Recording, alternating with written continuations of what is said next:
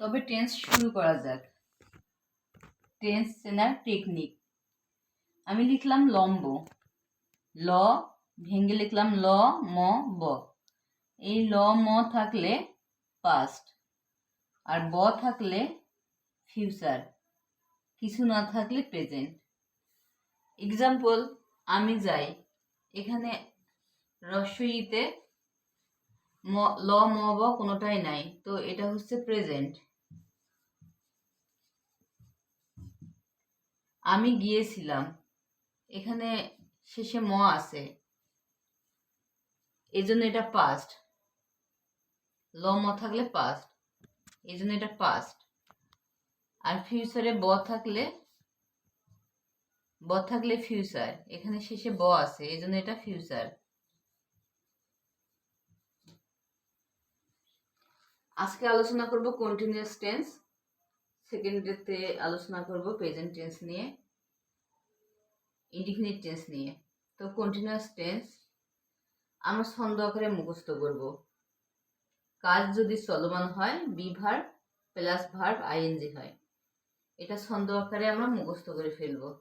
কাজ যদি চলমান হয় বি ভার্ব প্লাস আইএনজি হয়। কন্টিনিউয়াস টেন্স করতে গেলে বি ভার্ব সম্পর্কে আমাদের স্পষ্ট ধারণা থাকতে হবে। তো বি ভার্বটাকে আমরা চেনার জন্য ছক আকারে দিলাম। বেস ফর্মে লিখব প্রেজেন্ট পাস্ট পার্টিসিপল। বি ভার্বের বেস ফর্ম হচ্ছে বি, আর প্রেজেন্ট ফর্ম হচ্ছে এম ইজ আর, আর পাস্ট ফর্ম হচ্ছে ওয়াজ ওয়ার, আর পাস্ট পার্টিসিপল বিন। এই সবটা আমাদের মুখস্থ রাখতে হবে। এখন চলে যাই প্রেজেন্ট কন্টিনিউয়াস টেন্সে।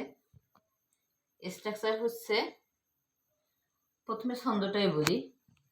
কাজ যদি চলমান হয় be verb plus verb ING হয়। কাজ যদি চলমান হয় বি ভার্ব প্লাস আইএনজি হয়। তো বি ভার্ব হচ্ছে এম ইজ আর, এর ভার্ব আইএনজি। আর সেন্টেন্সের আগে তো সাবজেক্ট বসে।